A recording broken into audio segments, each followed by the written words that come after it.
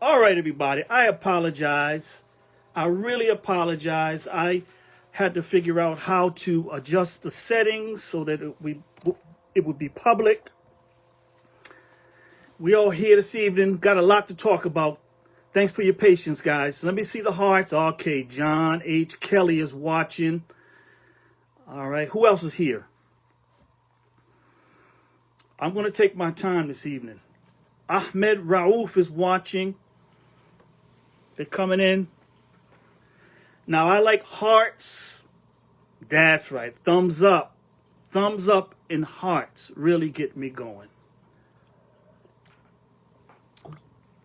Salahuddin Abdul Kareem, my dear brother. Assalamu alaikum wa rahmatullahi wa barakatuhu. Salahuddin is a very, very good and active brother here in the Washington, D.C. area. Always represents Malcolm with honor and distinction. Thomas Hampton, how you doing, my brother? Thomas said, yo. Okay, oh, there's my hearts. There's my hearts. Okay. Folks, we have a very hot topic tonight. And I'm going to take my time tonight. I'm going to take my time. I don't plan to be long, but I do plan to take my time. Okay? Also, I want to preface tonight's topic or tonight's talk with this. If you're not a critical thinker, if you're not a rational person, okay, if you're not a person who can drill down on things and approach things from an analytical and rational way and not an emotional way, if you're not that kind of person, then you probably should just leave now and go watch, some conspiratorial YouTube videos that you love watching so much. I'm not the one, okay? To be in my audience, to rock with me, you have to be intelligent. You have to be sharp, right? My audience are not dimwits. My audience are intellectuals, scholars, very smart people are in my audience.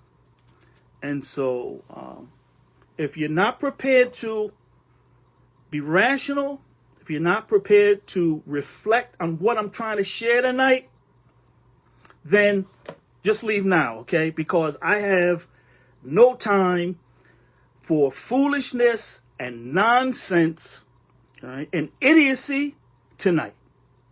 Okay, so I want to preface my talk with that. All right. Tonight's topic. How you doing, Ilani? Ilani took my class. Such a wonderful student. Tonight's topic is the Ray Wood deathbed confession letter a fake? Is the Ray Wood deathbed confession letter a fake? Let's get into it, okay? Now, when I posed that question,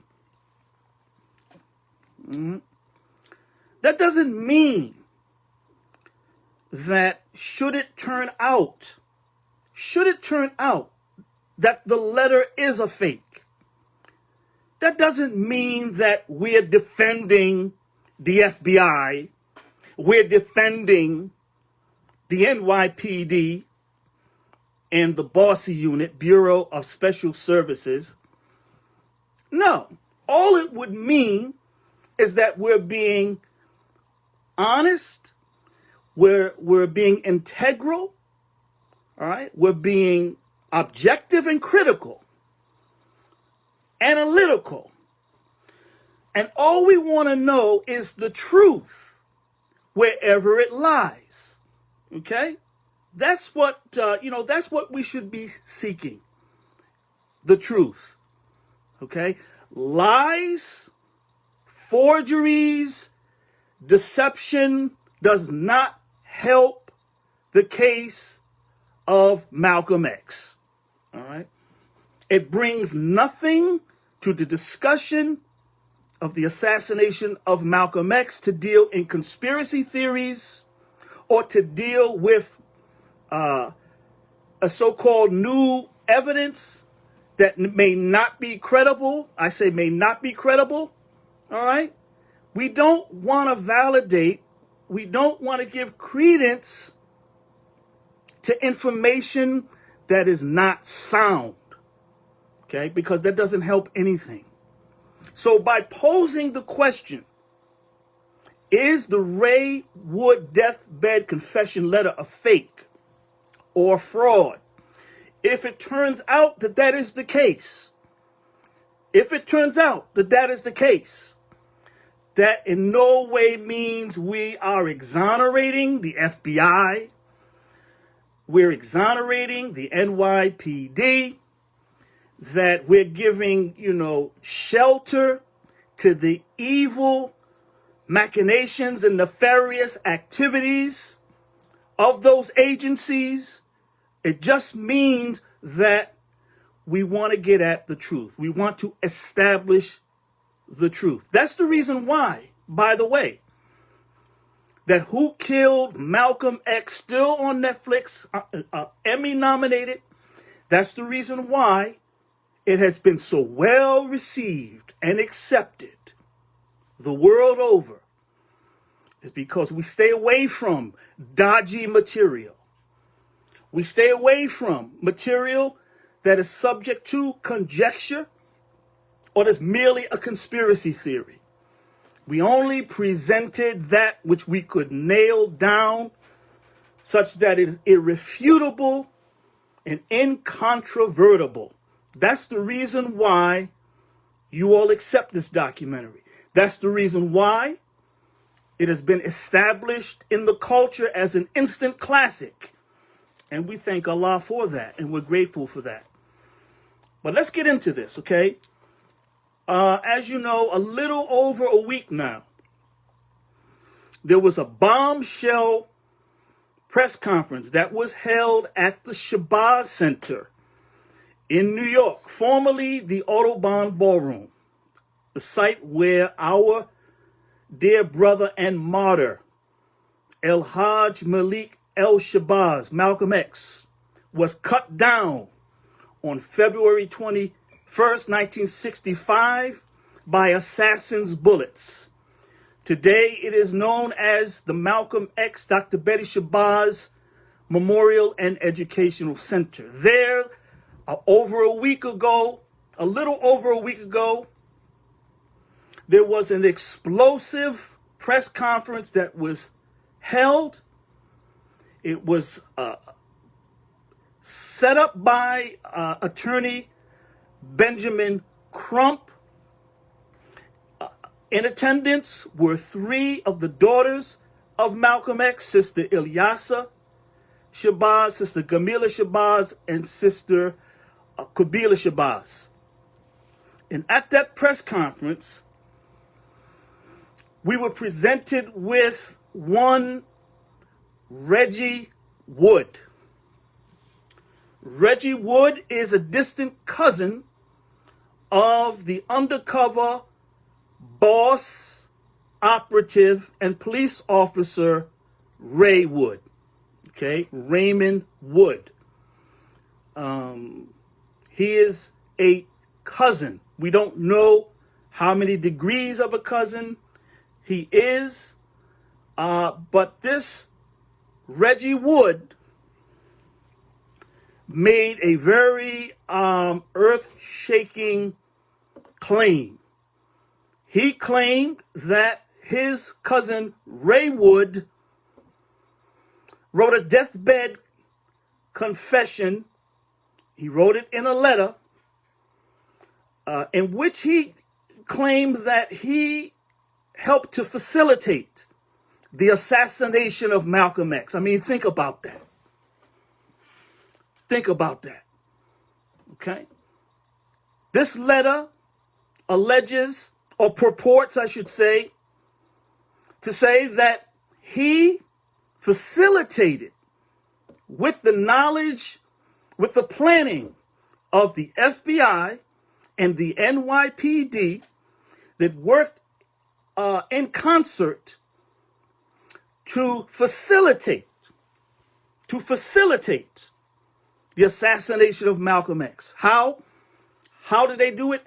He claimed that he, working under his handlers at the BOSS, Bureau of Special Services and Investigation, the ultra-secretive wing of the New York City Police Department, which was really just a model, or was modeled on the FBI.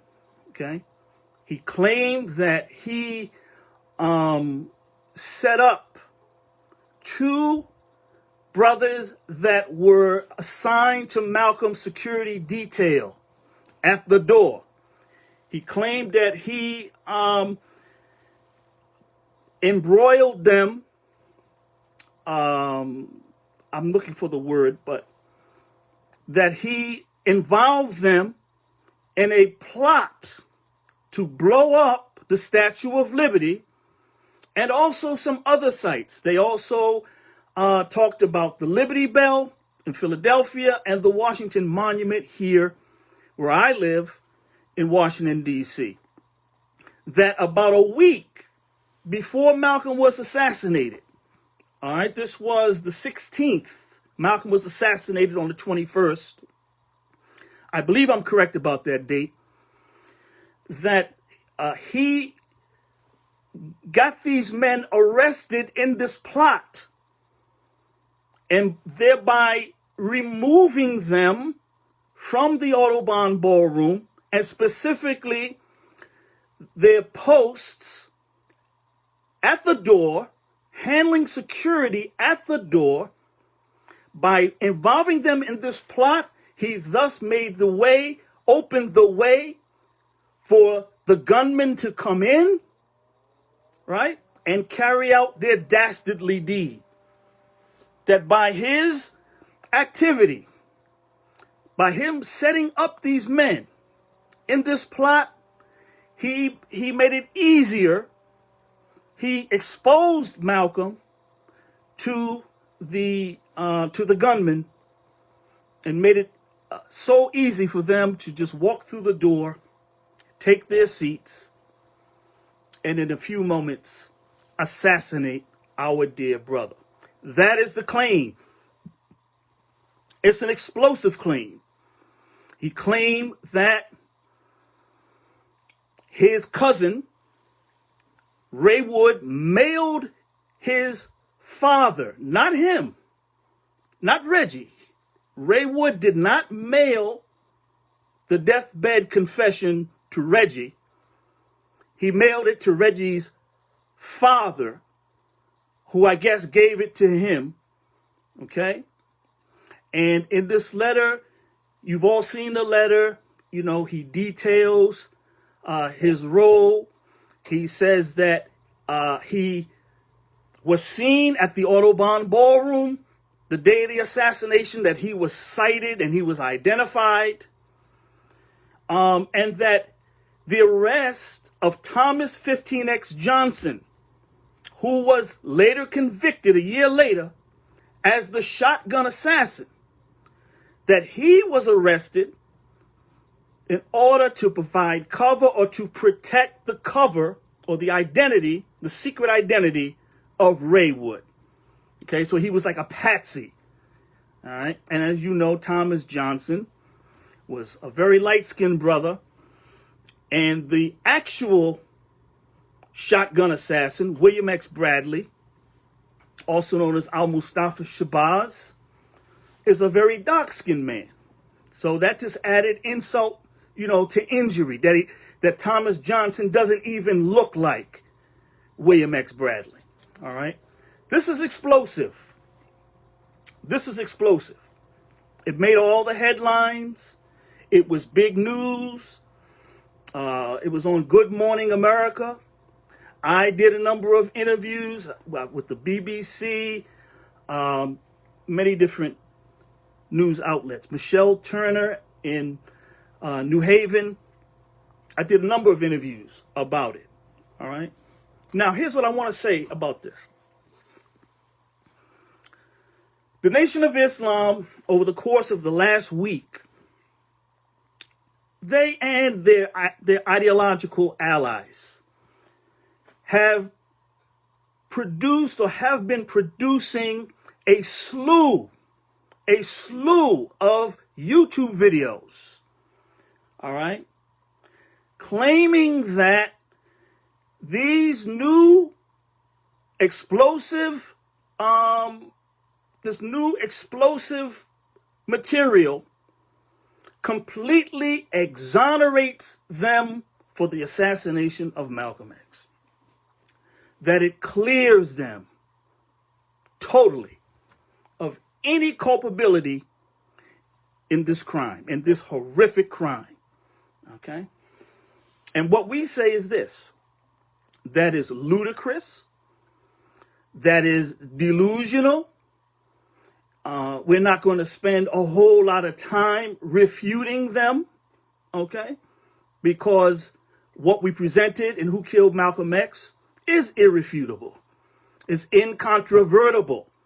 And if you're, if you're a reasonable, rational person, okay, an honest and fair person, the case was proven beyond any shadow of a doubt that the Nation of Islam were the triggermen.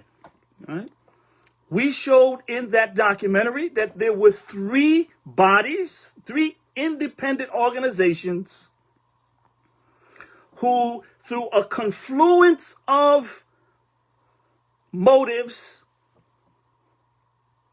came together to execute Malcolm X. Those three bodies being, of course, the diabolical FBI under the leadership of the evil shaitan or devil, J. Edgar Hoover, number one. Number two, the New York City Police Department, okay? The parent organization, you could say, of the boss, Bureau of Special Services and Investigation, all right, and the Nation of Islam, who were the triggermen.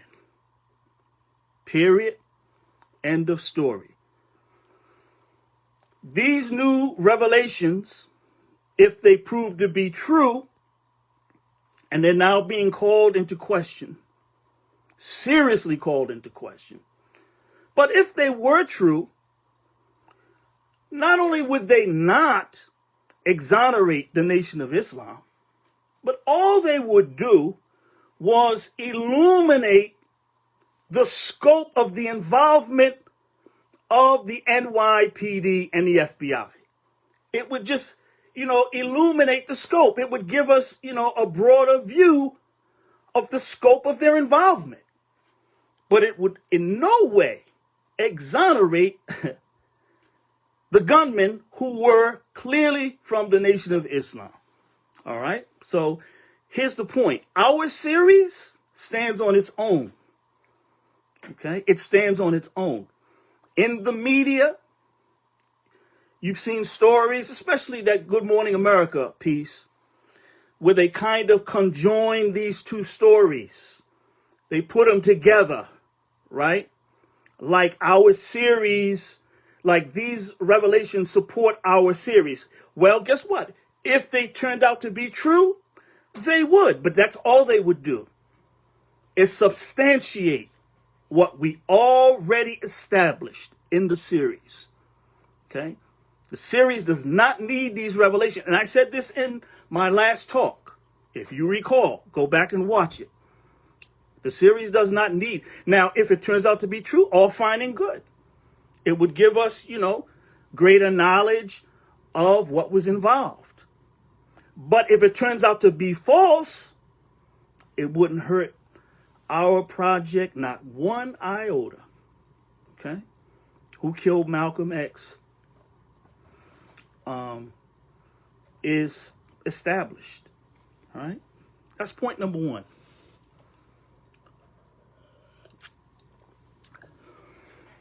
Now let's get into this.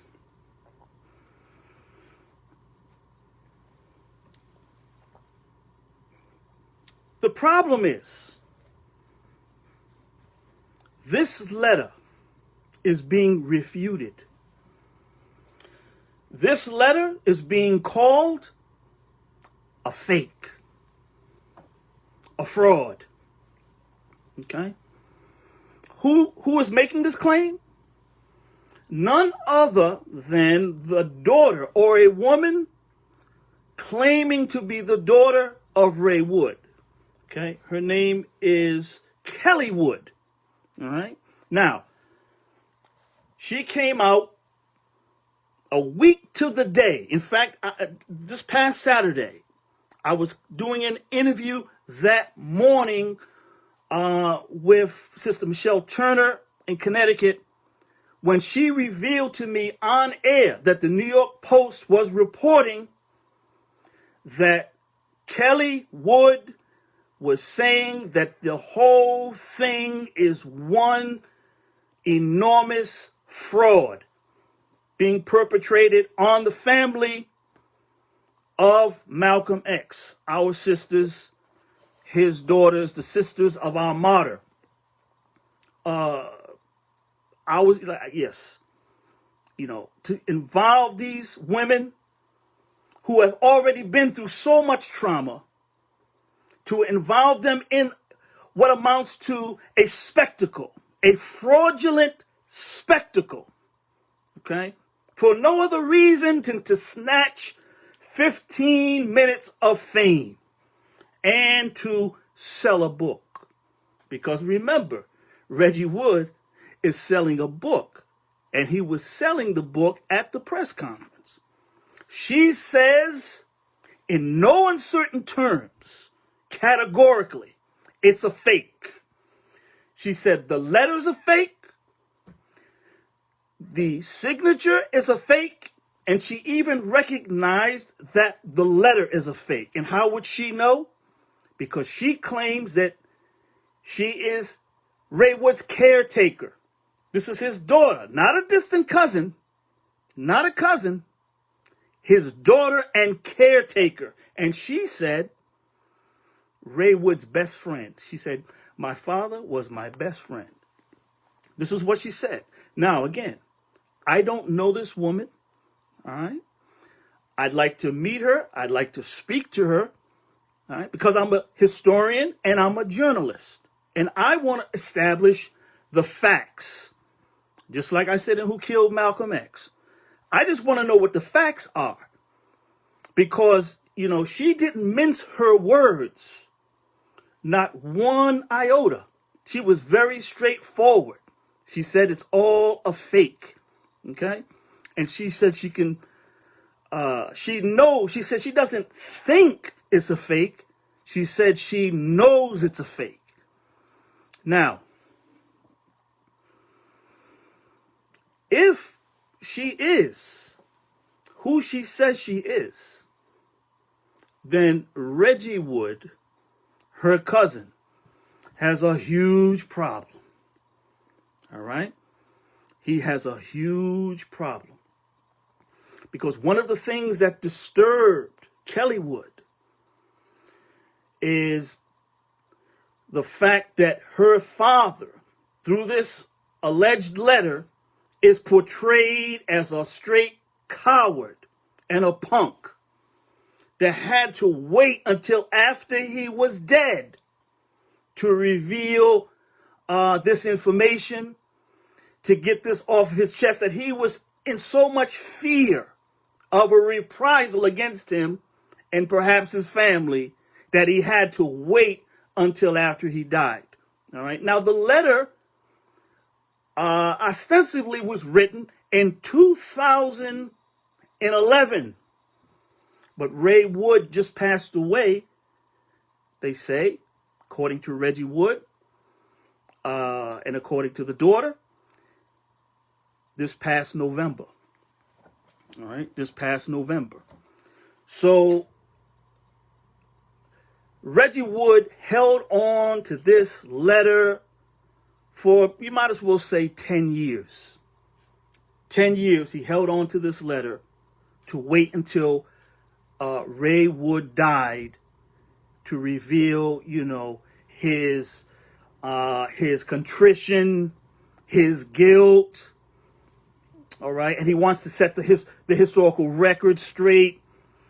He wants to clear Thomas 15X Johnson, who went on to be known as Khalil Islam, which I found interesting because he didn't mention Norman 3X Butler, Muhammad Abdul Aziz, the man in our series, okay? Because both of them were wrongfully convicted, all right? He only mentions Thomas 15X Johnson. So, but Kelly says, my father was not a coward. My father was proud of his service. My father saved the Statue of Liberty, the Liberty Bell, and the Washington Monument, and he served with distinction, okay? And he was proud of his service. And he was honored for that, He was made detective.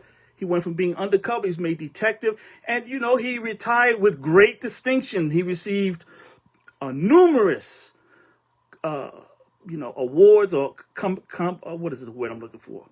Commendation, all right, for his service.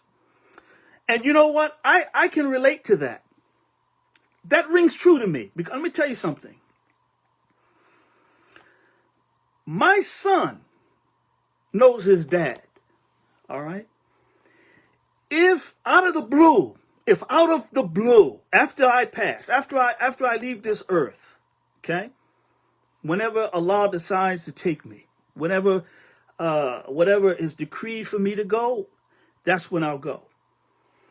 But if out of the blue, my son, Jalil Muhammad, was to hear that some distant cousin presented a letter that claimed that I was, revealing some type of, dirty, underhanded activities that I was involved in, and he can only read it after my death, and in the way that Reggie Wood is doing, okay, my son would come out smoking to defend my honor and to defend his dad. Because one thing my son knows is that I am no coward. You can watch my videos and see for yourself.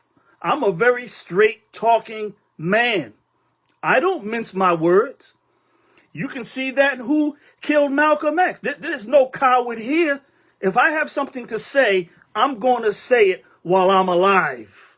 And that's exactly what Kelly Wood said. If my father had something to confess to, he would do it while he was alive. He was a man.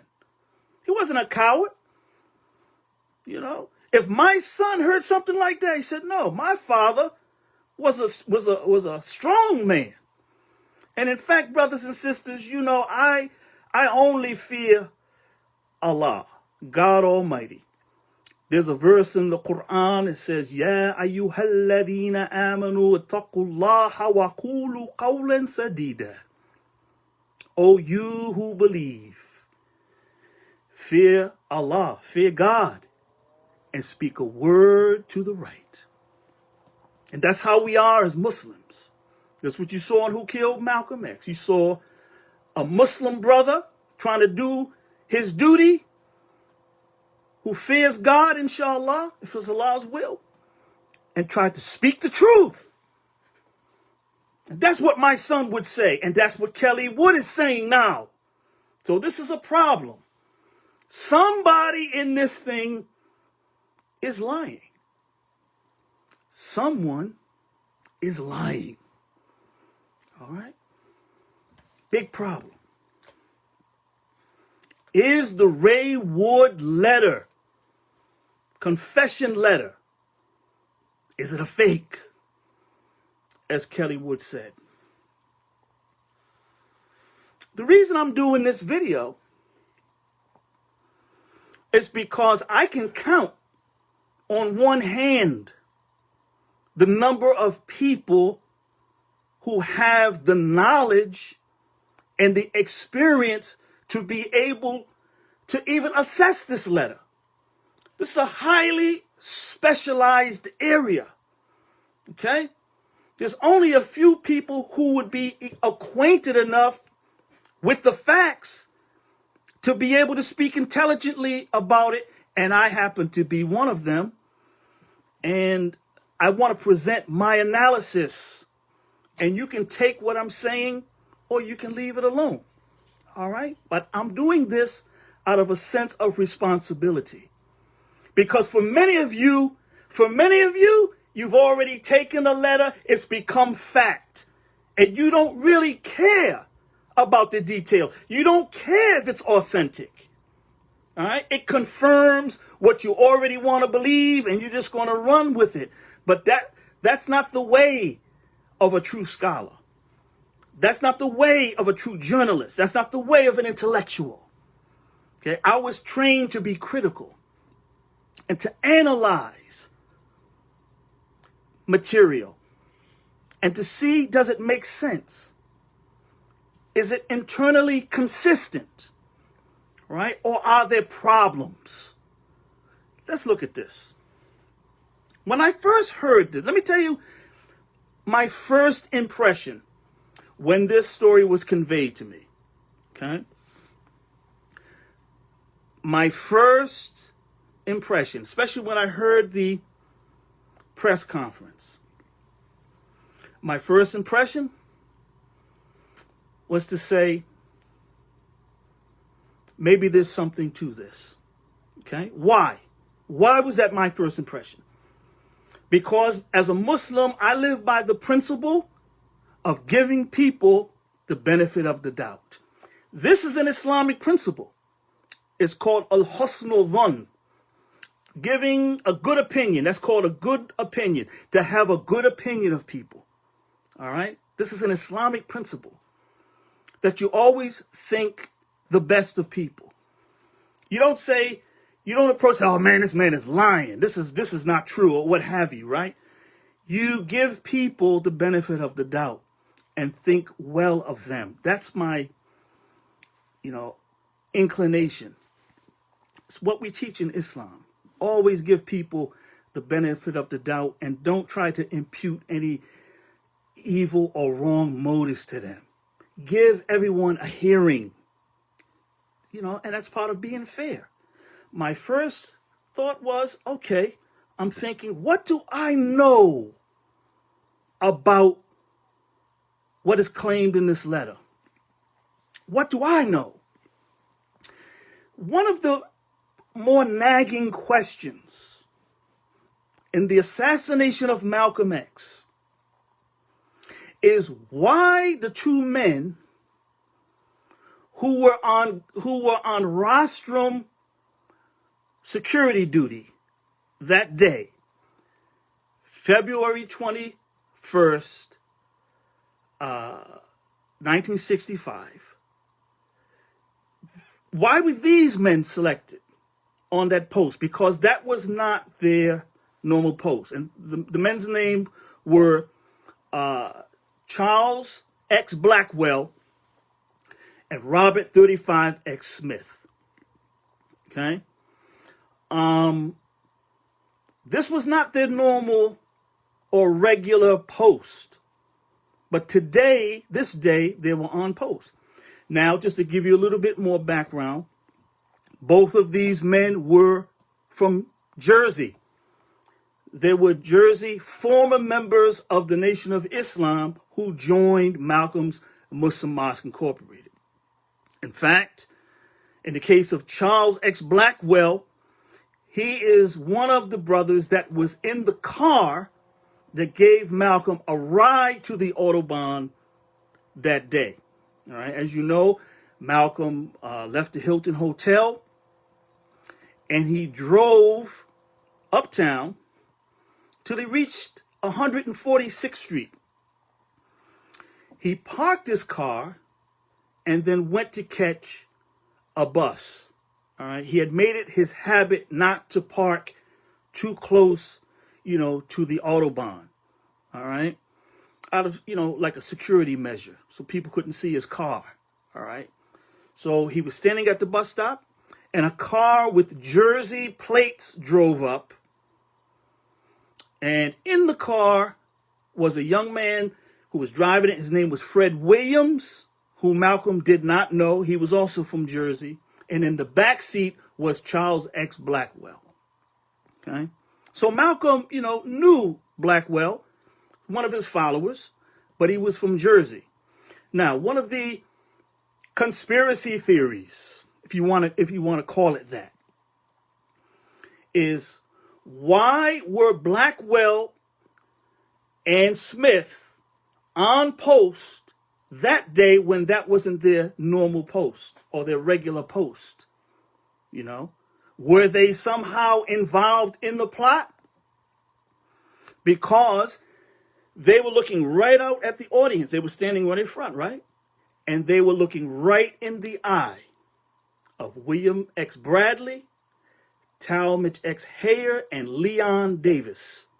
All right. And they surely saw somewhere in the middle the assistant secretary of Mosque number 25, Albert Benjamin Thomas, and they would have seen more towards the back, Wilbur McKinley. They would have recognized them because they were from Jersey, but they said nothing. They didn't report the presence of these men to any of Malcolm's people. They just stood there, all right? When the disturbance was created by Wilbur McKinley and Benjamin Thomas, they moved towards the disturbance and made it possible for William X. Bradley to walk up to the stage 15 feet away, pull out the sawed-off shotgun, blow Malcolm away, and then allow Talmadge Hayer and Leon Davis to run to the stage and empty their clips into the prone body of Malcolm X. During this time in the shooting, Blackwell and Smith, like everybody else, dived to the floor to get out of the way. So this is the question that Malcolm X scholars or the scholars of the assassination have had, like, why were these men assigned to the rostrum when this wasn't their ordinary or their regular post? There's another gentleman. His name was George. I believe it was William 64X George. I'm getting old, man. Sorry about that. A man named George, who was the regular rostrum guard, but he wasn't there. They said that he was outside or doing something else. So my question is, when I heard this theory, this is what I'm trying to get at. All right. When I heard this theory, I'm looking for, what did I do with it? When I heard this theory, I said, okay, maybe, is it possible that Wood, because Wood had, embroiled these two men who were, supposed to be guarding the door or manning the security at the door, is it because he pulled these men away from the door and got them caught up in that plot? And because the door was unsecured, that maybe George had to leave his post at the rostrum and, put these two men in place, Blackwell and Smith?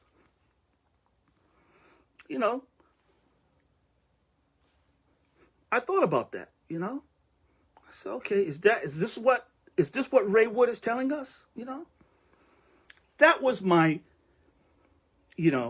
my initial thinking, impression, all right, giving Reggie Wood, giving this letter the benefit of the doubt. Okay? Is it possible? Maybe it's possible. That's what I'm thinking.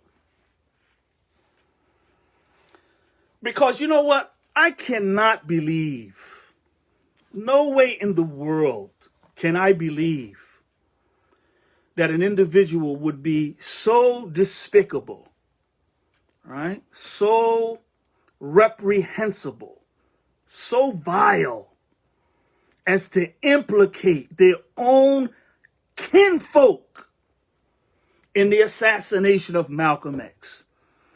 Boy, you've got to be a grimy individual. You've got to be one foul human being to do something like that for 15 minutes of fame or to sell a book. You know, I don't know people like that. I couldn't imagine that someone would orchestrate a fraud on this level, on this magnitude. Okay? So that's the reason why I try to, take it at face value and try to analyze it as if, everything is being said is true. I couldn't believe that someone would do that. It's one thing, and this is what Kelly Wood is saying, it's one thing for her father to be an undercover police officer who thwarted an attack against these national monuments, okay? It's one thing to be an undercover police officer, all right? And to thwart what essentially is an act of terrorism. That's one thing. It's, in her view and in the view of Ray Wood, this was honorable. All right? This is honorable service. It's a totally different thing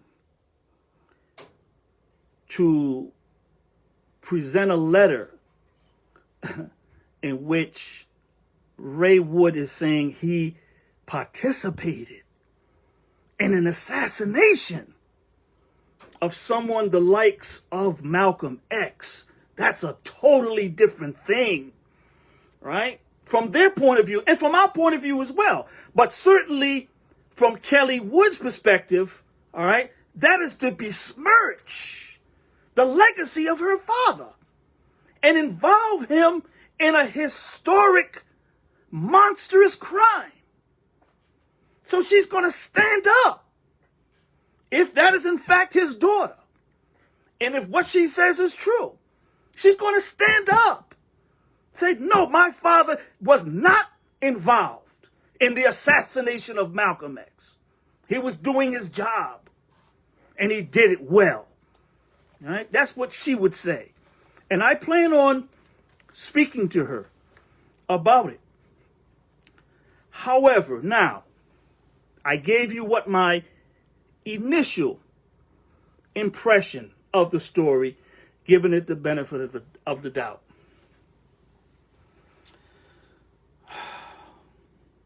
But then, things weren't adding up. Okay? Now, the rational mind takes over. The analytical mind starts to process these claims. Number one, and this doesn't take, rocket science. I'm not saying anything profound here. Okay, this is not deep, what I'm about to say. The question is, and some of you guys said this in the comments, especially you, TJ. Shout out to TJ. He was the first one who put this in the comments. Why a letter? Why a letter and not a video? Okay? The letter was supposed to be written in 2011. Even in 2011, we had, some very good camera phones, right? Videos that could have been made, all right? A video confession could have been given even in 2011. But Ray Wood didn't die in 2011. According to the claim of Reggie Wood, he felt that he was, nearing his end. He thought the end was near, so he wrote this letter. But as it turned out, he got well and he lived like another 10 years. Well, that means if he passed away in November, hey, by November, we had the iPhone 11. Okay? iPhone 11. Okay? He could have gave us a video, right? Sent it off to all of the media outlets in his own voice, his own face. It would still be cowardly, right? It would still be ignoble, but at least, you know what I mean, we would have an unmediated confession from this man, Ray Wood.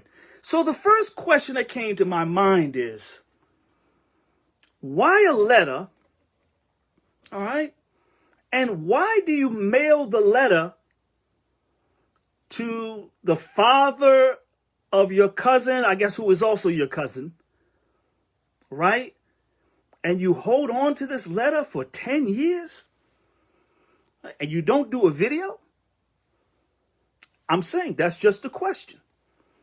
Whether you accept the letter or not, I'm talking about my initial, my initial process of analyzing this.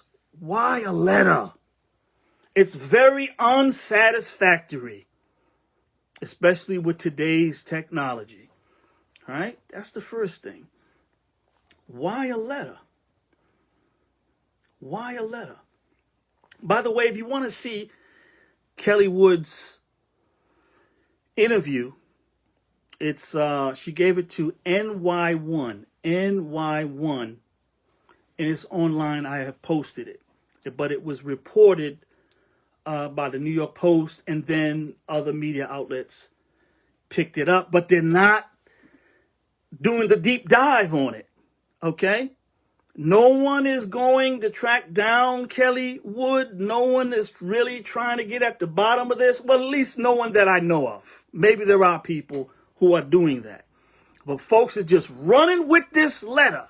Aren't you glad this came out? It supports your series. If it's true, great. But if it doesn't, I don't need it. Okay? Because I don't sign on to frauds and fakes. So that was my first thinking. Now, also, internally, from what we know about the assassination of Malcolm X, the claims didn't make sense. It didn't make sense. The claim is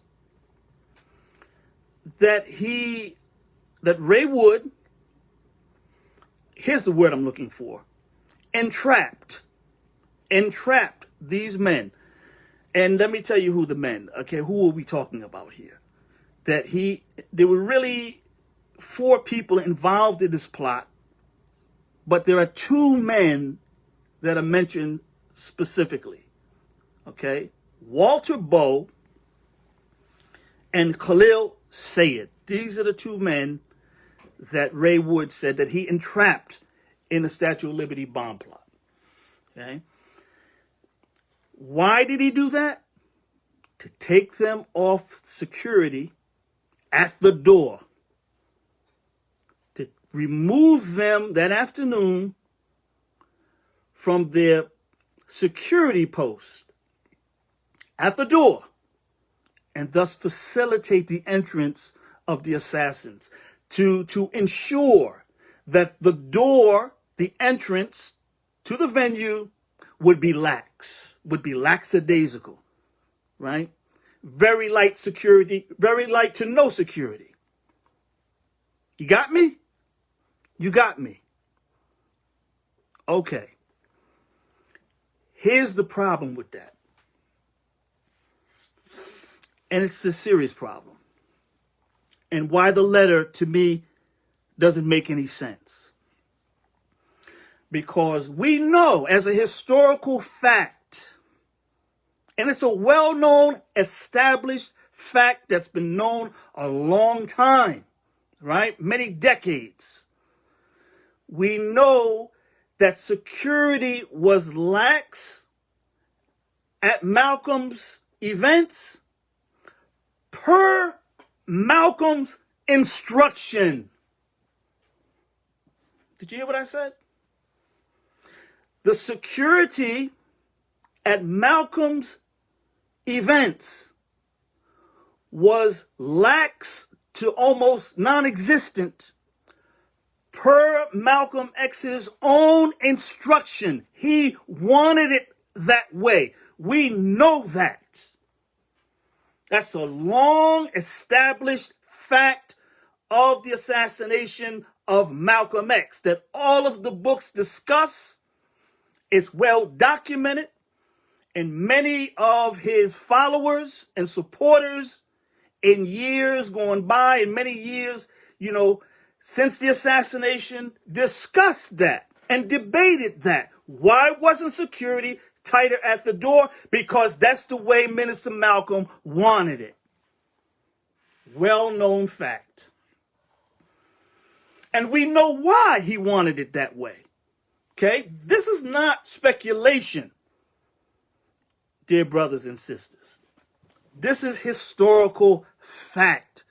And this is why the letter doesn't make sense to someone like me, who has studied this thing over 4 decades. All right? It doesn't make sense because we know that Malcolm made the security lax. He ordered that it be lax. And that's known. So when we know that, then why does there have to be some type of nefarious plot involving the FBI and the NYPD to remove these men from security at the door when the security was already lax? That's the question. Why? There didn't need to be a plot. Talmadge Hayer himself talked about how they scoped out Malcolm's events to test how easy it was to get in. And when they tested the door and walked straight in without being searched, they knew that they could execute their plan. All right? Why didn't Malcolm want security on the door? This is well known. It's because he no longer liked the culture of the Nation of Islam. The brothers who left the Nation of Islam with him, they still exhibited, that militant, stern, scary posture. And he didn't like the fact that it was scaring people away, he thought. Okay? The kind of people that Malcolm was now trying to attract. The people who, people from a certain or another socioeconomic background. Okay? Professional, educated black people. He felt that this kind of posturing at the door and searching them and looking in their bag and whatever made these people feel like criminals. Okay? and it scared them away from his events. It had a menacing feel to the place. This was not a Nation of Islam meeting, okay? And he was trying to move away from that. And he knew that he needed, educated, trained people with skills, people with, status, okay? He needed these people. Let me share this with you.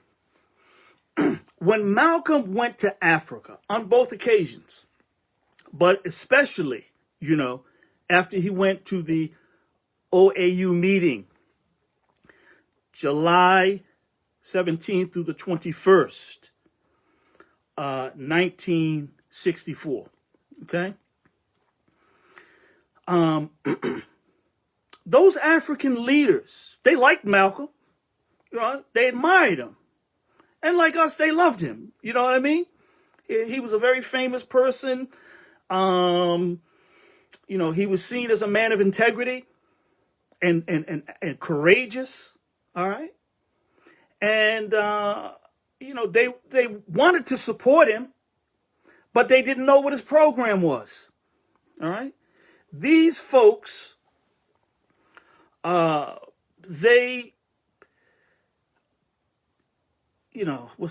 am I looking for here? They saw Dr. King with, enjoying the support of so many prominent Americans, black and white. You might see Dr. King with, Sidney Poitier, Harry Belafonte. You see him with, all these Hollywood bigwigs, Marlon Brando, Charlton Heston, right? All these luminaries, giants in American culture. Dr. King had all these people love Dr. King, okay? Later you're going to have the March on Washington. All right, you see all these people around Dr. King. And these African leaders, they wanted to know certain things from Malcolm. Right? First of all, they wanted to know, okay, what is your goal? Right? What are you trying to accomplish? What is your methodology or your program? How do you want to accomplish your goals? And who's with you? All right? Who in America supports you? We see Dr. King. We know what he's about. He wants integration. He wants full inclusion, integration into American life. All right? And he wants to do it what? Non-violently. Right? So we know what Dr. King wants. He wants integration. We know how he wants to do it. Non-violent passive resistance. Okay? And we know who's with him. He enjoys all the support from these rich, famous, prominent cultural figures in American life. Malcolm X, who's with you? And what is your goal? And what is your program? All right?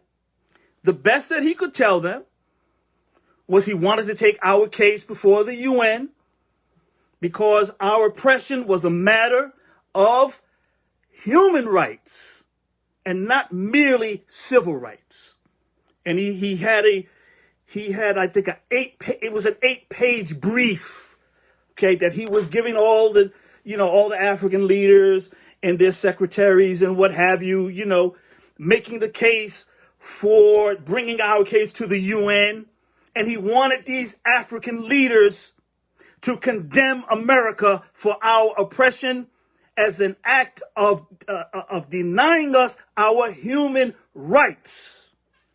But he had no program, right? And he didn't have a clearly articulated way of how he was going to accomplish what he wanted to do, which was unclear in the first place, okay? And so Malcolm thought about this. He thought about this. And he began to realize the limitations of the brothers and sisters who left the nation with him. the so-called grassroots brothers. All right? Sincere people, good people. You know what I mean?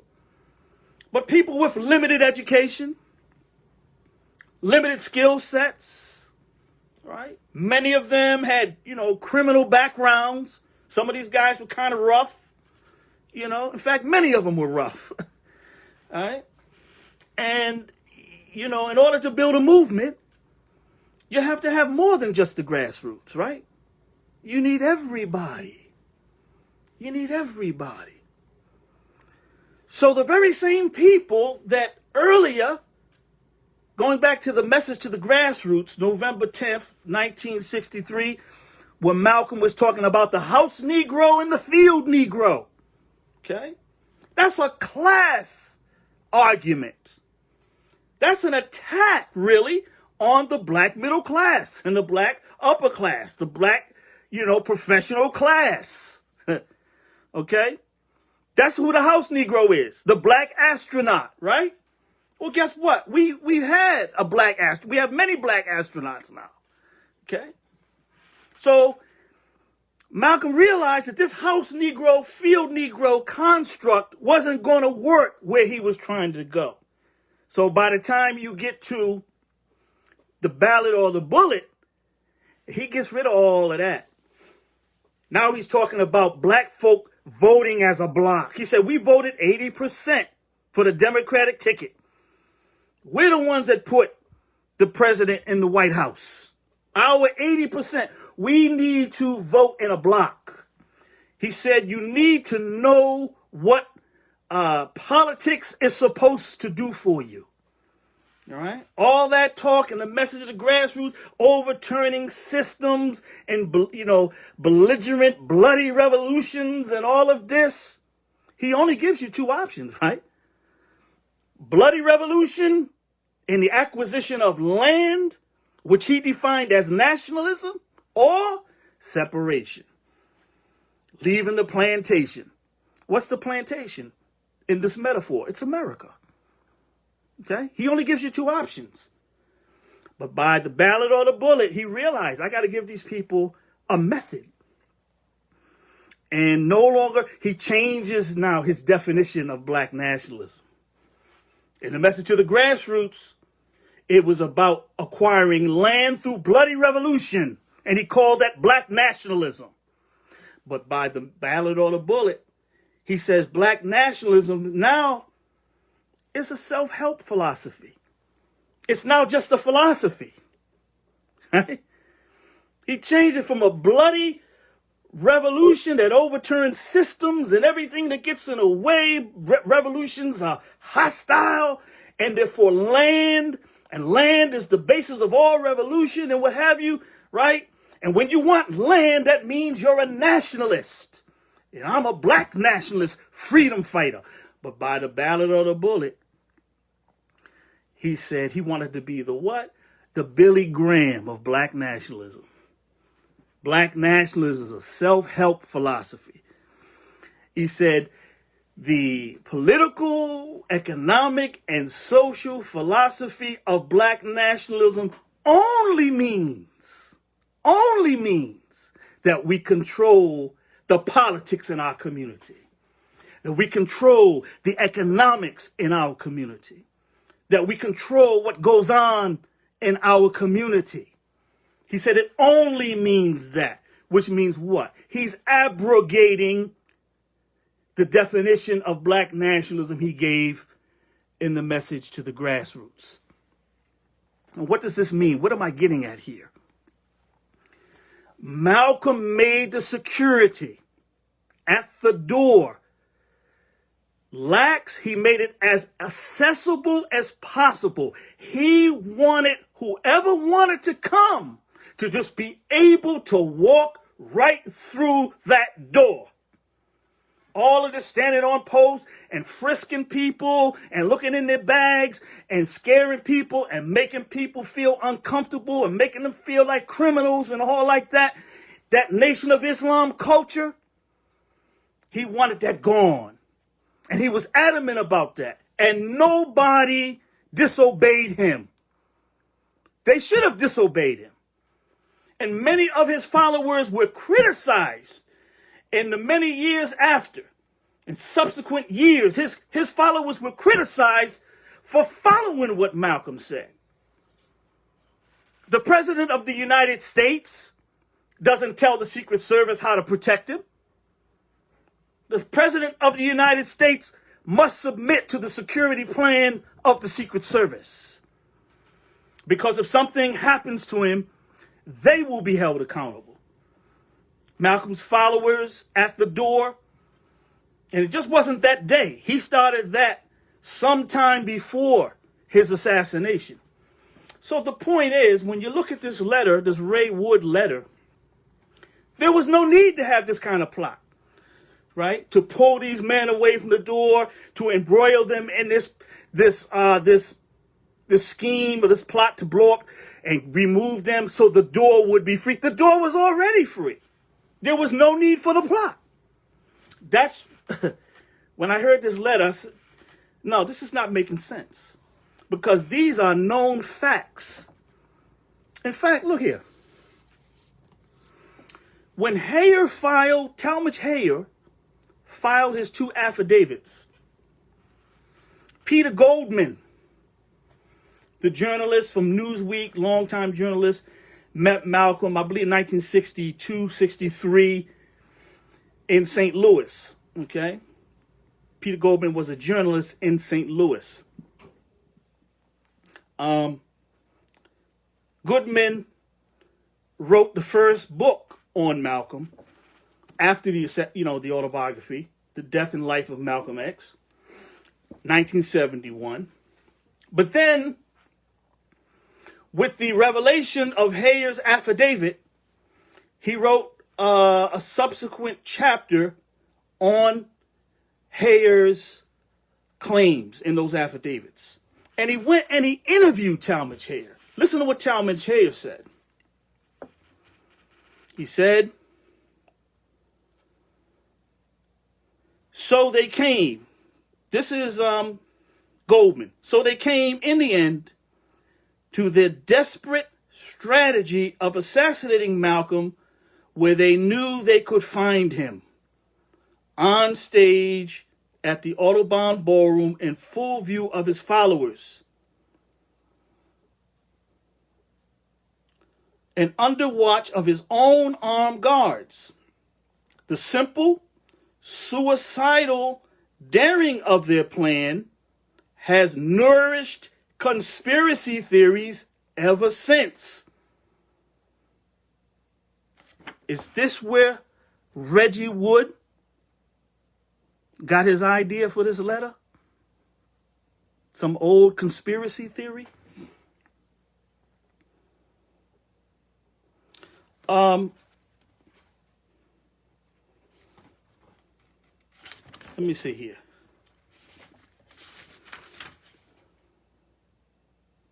Yes, listen to this. I'll read that again. The simple, suicidal daring of their plan has nourished conspiracy theories ever since. The detectives who worked on the case believed that Malcolm must have been betrayed by one or more of his security men. The conspiratorialists on the left were equally persuaded that the police had pulled their main force detail away from the Audubon entrance to let the assassination happen. Sound familiar? If either speculation is so, Hayer says nobody told him. He simply guessed from Malcolm's frequent complaints in the papers that the police were uninterested in his safety. And the prospect of going up against Malcolm's own guns did not trouble Hayer. Not measured against the enormity of the wrongs he thought he was avenging. Quote, this is Hayer, it was just a chance, he told Goldman. Quote, a long shot, I guess. But we just felt we would have to move on it. in the ballroom. And that's what we did. Why there? I don't know. It was the only place we knew he'd be there. Now listen to this. Goldman writing. The rest was tactics, execution, and nerve, or blind faith. Hayer, who had precocious street savvy, lined up the guns, bought them with his own money, he says, from a connection who had nothing to do with the assassination. Listen to this. This is the relevant passage. In the winter of 1964-65, he and some of the others went to one of Malcolm's rallies to test the security and discovered, to their FOI school professional contempt, that no one was searching people at the door. They knew at that point that they could get in.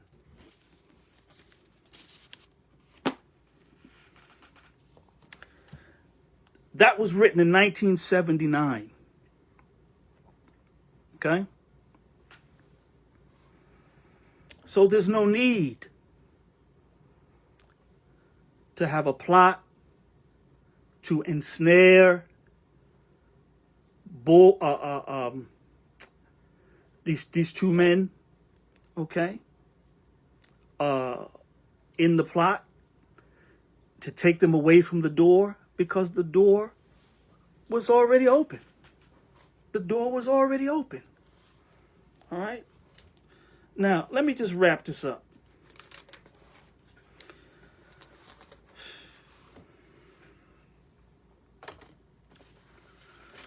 Here's what you have to understand here, folks. You have to understand this. Today, Malcolm X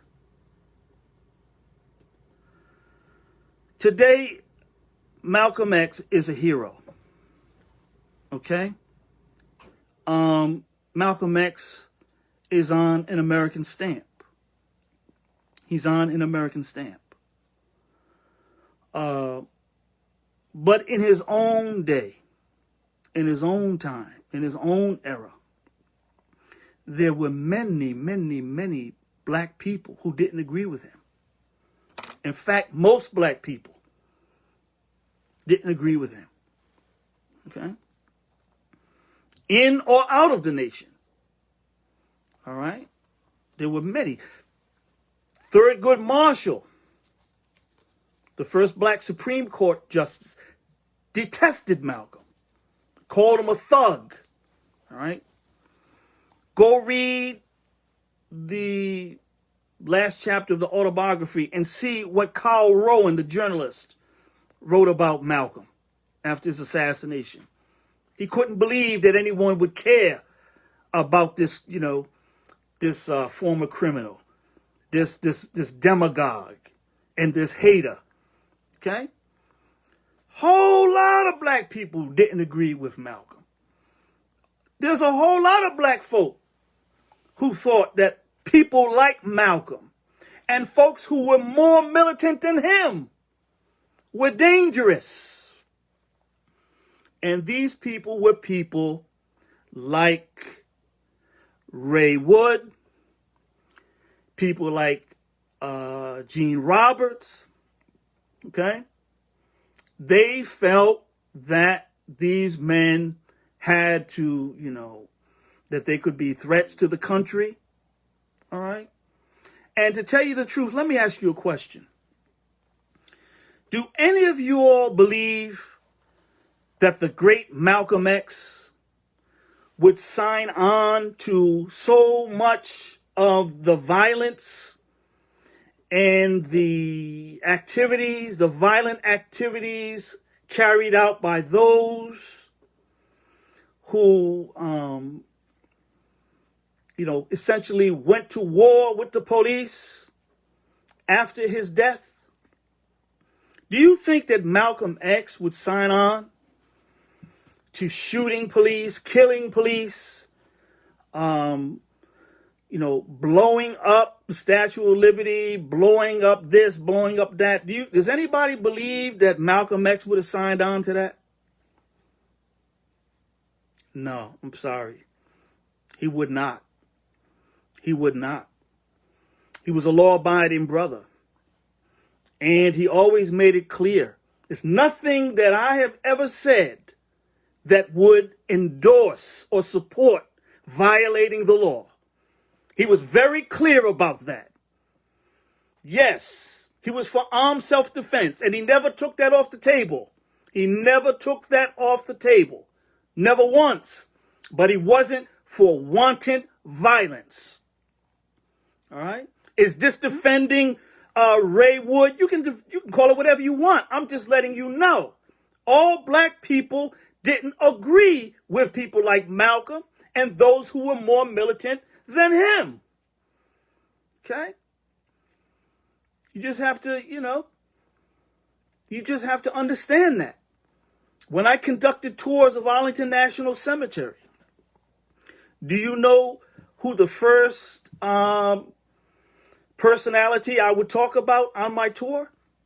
You know who's buried at Arlington National Cemetery? Well, you got people like Joe Louis there.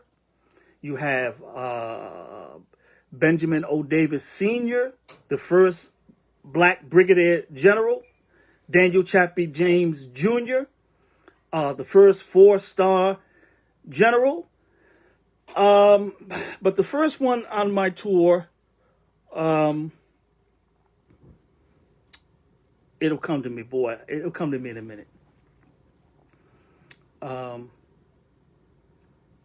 Yes, brothers, sisters, you have, black folk are loyal to America. Not all black people were with the radical program. Not all black people were with the militant program. You have to understand that. All right? See, we can't project back, onto history. That's called an anachronism. That's called an anachronism. All right? You can't do that. Take today, the way we view Malcolm today, and project it back onto his era. No, in his era, a lot of black folk had a problem with him. All right? Brother Medgar Evers. Sorry, my brother. I love you. Medgar Evers was the first person on my tour who served in World War II with distinction. All right? And these brothers and sisters would never sign on to what Walter Bowe and Khalil Sayed, were involved in. Whether you say they were entrapped or not, okay? They would, most black people would never sign on to that. And I know for a fact that Malcolm would never sign on to anything like that, okay? In conclusion, let me say this. I'm going to wrap it up now.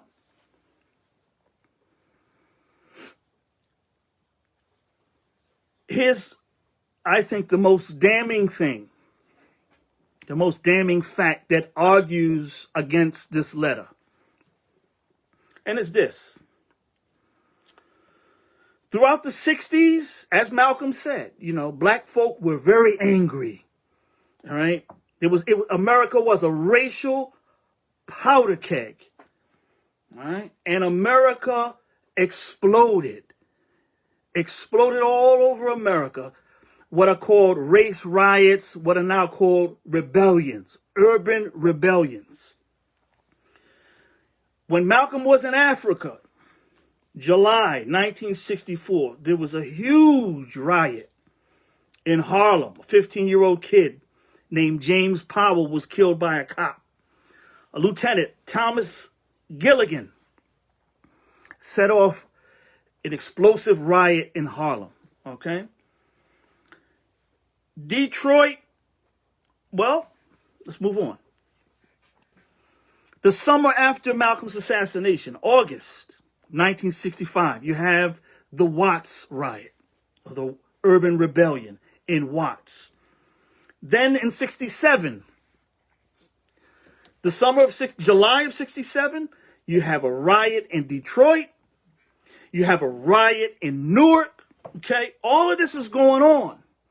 So the government wanted to find out. Government leaders, Congress wanted to know, what's causing all these riots? What's going on here? Are the groups instigating these riots? Right? Are there agitators in the black community starting all of this? What's going on? So they convened the House Un-American Committee on Capitol Hill. Right? This was November 1st, 1967. And I don't know that's when they convened it. This particular session of it. House Un-American Committee been around a long time. And do you know who they called to testify? Detective Raymond Wood. Okay? Detective Raymond Wood. And I have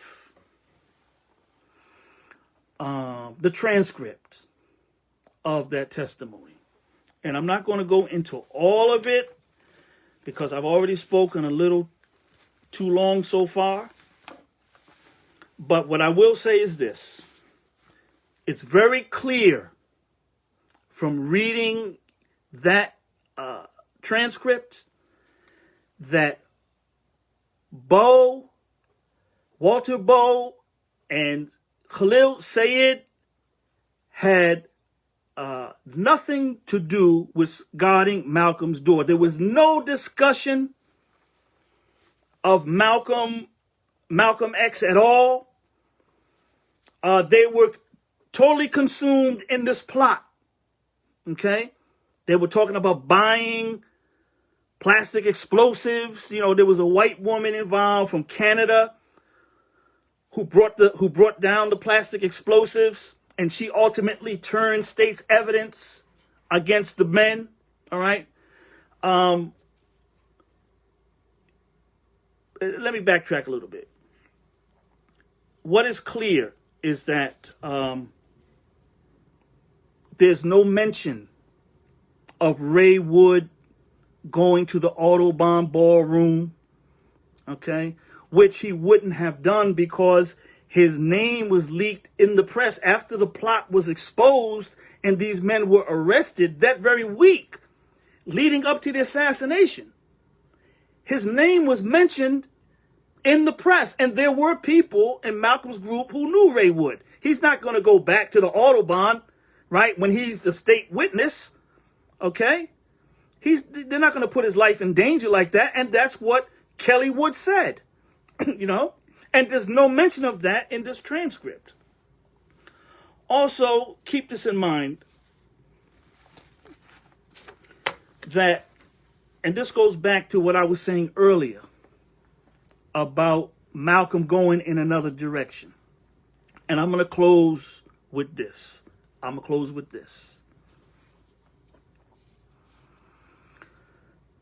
The plot can't be true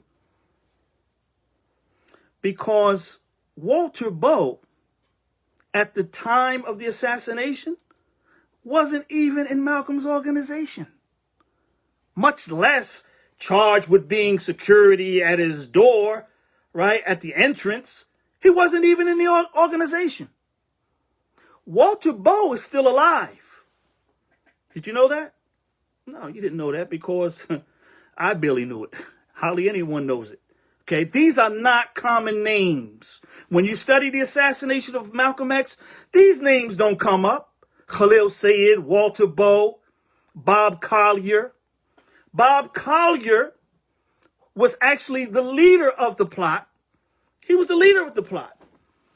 Light-skinned brother, very light-skinned brother. Collier will go on to become part of the Panther 21 trial. Okay? For these crimes, for this bomb plot, they only served 21 months. The white girl, okay, her name was Michelle Douglas. She didn't serve any time. Okay? She turned state's witness against them, and she was basically sent back to Canada and had a career in television production or what have you, and lived out the rest of her life. She just died a few years ago. All right? They only served 21 months. Post 9/11, if they had got convicted for the crime of plotting to blow up the Statue of Liberty, those brothers would have died in prison. They would have died in prison, but they only got 21 months. But Walter Bowe, he's still alive. So is, to my understanding, Khalil Sayed. Walter Bowe says that, yes, he was one of the co-founders of Malcolm's, the Cultural Committee for the OAAU. He was there. He was one of the founders of the Organization of Afro-American Unity. However, long before Malcolm's assassination, he left it. And he left it because he felt that Malcolm was not militant enough. Okay? Walter Bowe was about that life. He was very, very radical. And he knew that Malcolm wasn't going there. Malcolm was going in another direction. Ozzie Davis, Ruby Dee, Juanita Portier, okay?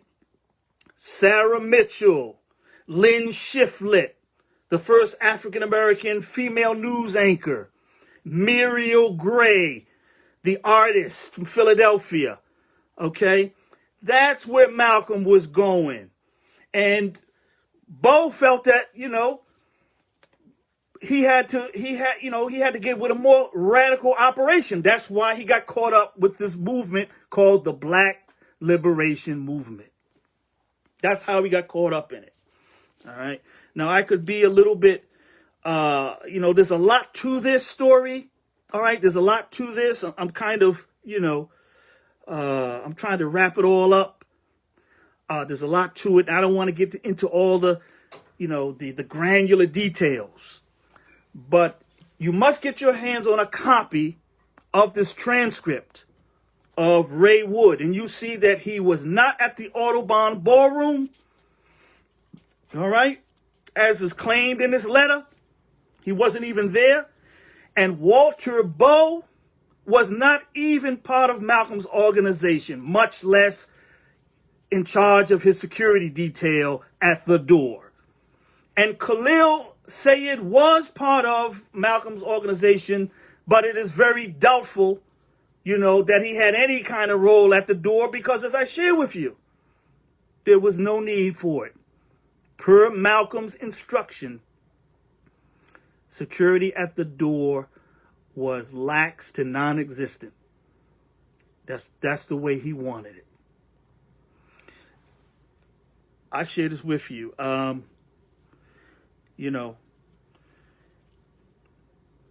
My own belief is I hate terrorism.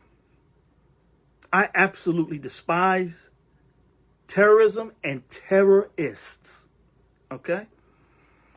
For my own background, many folks know that I, am a very active Muslim. I speak Arabic. I study the Quran, the teachings of Prophet Muhammad. Those of you who saw Who Killed Malcolm X, you saw me with the long beard, and I'm very militant. Everyone, Salahuddin, Abdul Karim, you brother, you know me from back in the day, right? And folks, I'm gonna tell you how did I become a little bit more easygoing? What made me that? 9/11. Okay, 9/11. Before 9/11, I could never believe that Muslims would fly a plane into the Twin Towers. Now, I know some of you all don't believe that, Okay, I'm not with you on that. I believe they did, okay? And it took me a long time. I was in denial, too, about it. But yes, they did. I never believed that Muslims could do that. I never believed that Muslims, like these ISIS people, right, could just decapitate people just because they're Christian or they have a different religion. When I accepted Islam, I was very dreamy and romantic. I would have, that's how revolutionaries are. They're very dreamy and romantic. And they're utopian. They think they're going to make the world perfect. This brother says there's no utopia. No utopia. Bob Collier, the brother who was really leading this plot, okay? After he served his time, then he became, he got involved with the Panther 21, and of course that case was dismissed, okay? But he had this, this long involvement in radical politics.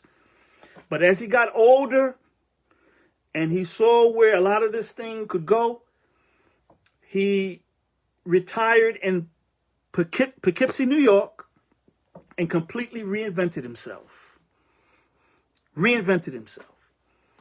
Became a community activist on a school board. He was working with the youth. When he passed in 2010, you read his obituary, you would never know that he was involved in this bomb plot, that he was involved in radical politics and what have you. And you know what? I am going to be criticized for this talk. I know that I am. But when you're young and militant and you see an injustice and you want to change it, you're ready to die for that. Okay? And young people, sometimes they get caught up. It's just a fact of life. All right? When you're young, you want to change it and make it better. But sometimes we go to extremes. And what I'm saying is that Malcolm was going in another direction. All right? Malcolm was trying to become a legitimate player in the system. Yes, I said it just like that. Absolutely. When he's telling you to vote, what is he doing? Okay? When he's getting with these people from all classes of the African American community, right? No longer out, this reviled house Negro. But now the very people that he was talking so bad about, now he realized he needs these people. And those who left the nation with him resented it. Abdul Razak said he felt like they felt like last week's news. And people like Walter Bowe and others felt that Malcolm was selling them out. But he was going in another direction. And he was going to try to be a mainstream type leader. And that's a fact. And I'm sorry for who doesn't accept that. And Malcolm would never sign on to people picking up guns and killing police and setting off bombs and creating all types of mayhem. He would have never signed on to that. And I can produce many, many, many statements of him to that effect. And he is clear of those who did those kinds of things in his name after he was gone. He was clear of that. And I'll close with this. Even Brother Luqman Abdul Rahim, sometimes identified wrongly as Anas Luqman, the brother who the Nation of Islam, Captain Joseph, went to bomb his car, to wire Malcolm's car. And he left them and joined on with Malcolm because he was really loyal to Malcolm all along. Everyone who knew this brother, those who knew Luqman was a straight killer. Okay? Luqman was what you call, a real, revolutionary. I mean, in the sense that, he was overseas with Ahmed Ben Bella fighting the French. I have 5.5 hours of interview with Luqman. He has a whole story that we'll tell soon, inshallah. But Luqman, Luqman would pull that trigger. Okay? That's what he thought that Malcolm was going to be about. When he saw that Malcolm, was trying to reinvent himself, and that he was giving a lot of energy to the OAAU, and as they saw it, these bougie Negroes, he resigned from the Muslims Incorporated. And the Thursday, I have it on interview, I have it on tape, the Thursday before the assassination, he met Malcolm in his apartment, and he told Malcolm, this is not what I thought it was going to be. And he resigned. You know, he said, I'm going. He said he was only at the Autobahn to say goodbye to his friends and his colleagues, okay? He was just showing up to say goodbye. And that's when it happened. And when you see Brother Lukman on the stage, Lukman's a dark-skinned brother with the fro, and you see him like leaning, stooping down next to Malcolm's body, do you know what he's doing? He's removing his gun from Malcolm's coat. That's right. Malcolm had a gun on him. Okay? And Lukman did not want it said about his brother that, you know, he lived by the sword, he died by the sword, he preached violence, and he died violently, and he even had an illegal gun on him. Because remember, Malcolm was a felon, and he couldn't get a gun license. So Lukman took the gun off of him, okay, secretively. So when you see that coat hiding Malcolm's body, he's removing the gun, okay? He just happened to be there that day to say goodbye. And Lukman said when he saw Malcolm, when he saw the life leaving his body and that ashen color come over his face, he said, I've seen that look many times, right? Because Lukman was, like, again, he was about that work. More militant, or was ready to go in a place where Malcolm wasn't going. Malcolm was going someplace else. So I'm going to bring this talk to a close tonight. Reggie Wood, you got a lot to answer for, man. You got a lot to answer for. From what I understand, there is some analysis, fingerprint analysis, some genetic analysis being done on the letter, the Ray Wood letter, because somebody's lying here. Somebody's lying here. I presented my analysis, you know, of, you know, this letter and what's before us. And I leave it to you to draw your own conclusions. I'm not going to make a final ruling on it. I'll let the fingerprint analysis and the genetic analysis come back, but I do lean toward fraud. You know, I lean for all of the reasons that I stated, that it was a letter and not a video, that Walter Bowe was not even part of Malcolm's organization, and that there really was no need to even have the conspiracy because there really was no security on the door in the first place per Malcolm's instruction. And also because I find Kelly Wood very, very credible. Very credible. And it's what I would want my own son to do for me if someone claimed that I had wrote some type of letter like that. Hell no. And I'm telling y'all right now, if I got something to say to you, if I have something to confess, I will confess it just like I'm doing right now on a video. So with that, I'm going to bring this one to a close. And, you know, dear brothers and sisters, I hope I haven't said anything that's offensive. I know I'm going to be attacked for this video. I know they're going to call me all types of names, whatever, but I can prove what I'm saying. And, you know, I don't care. Interview Kelly Wood. You know what? Haki said, interview Kelly Wood. You know what? That's a good idea. That's a good idea. That's a good idea.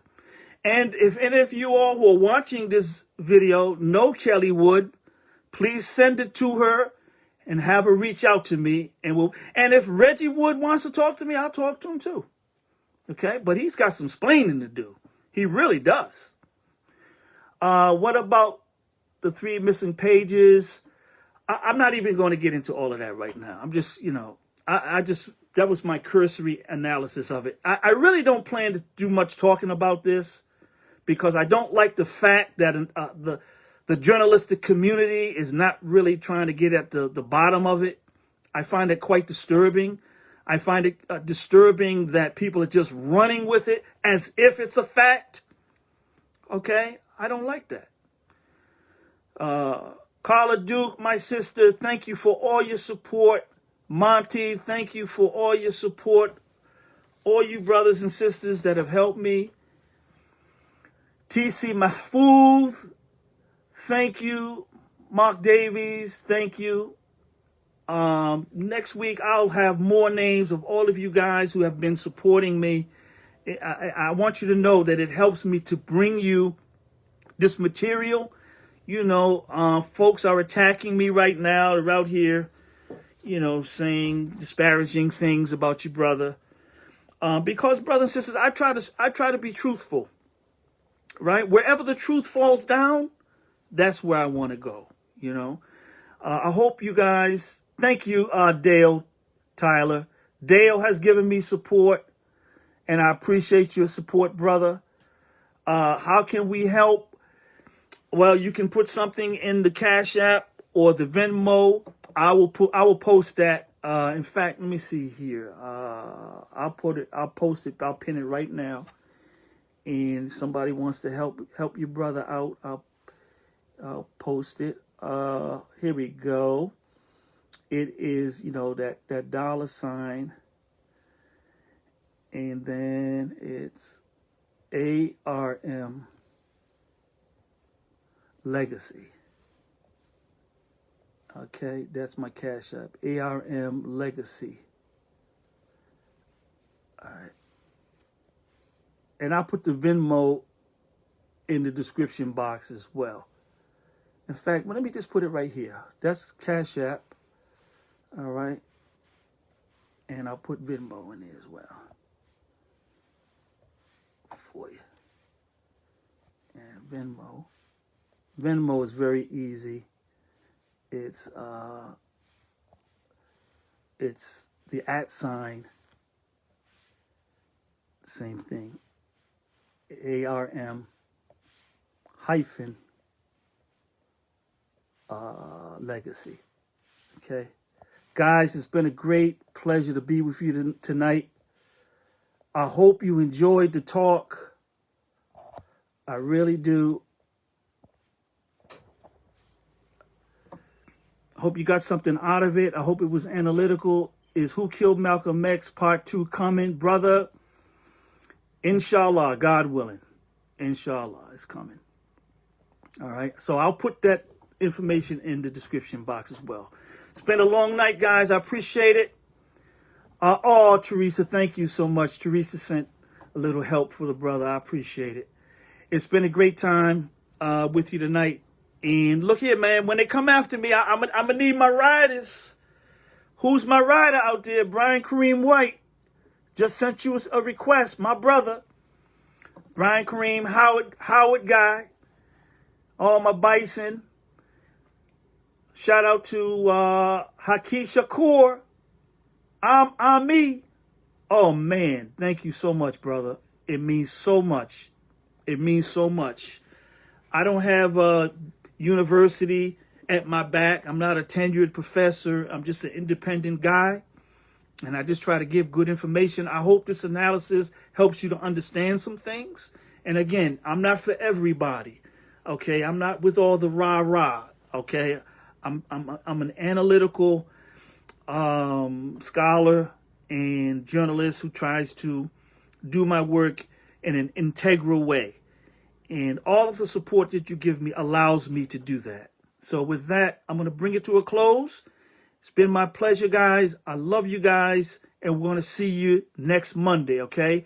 You don't need their credentials. Yeah, you're right. I don't.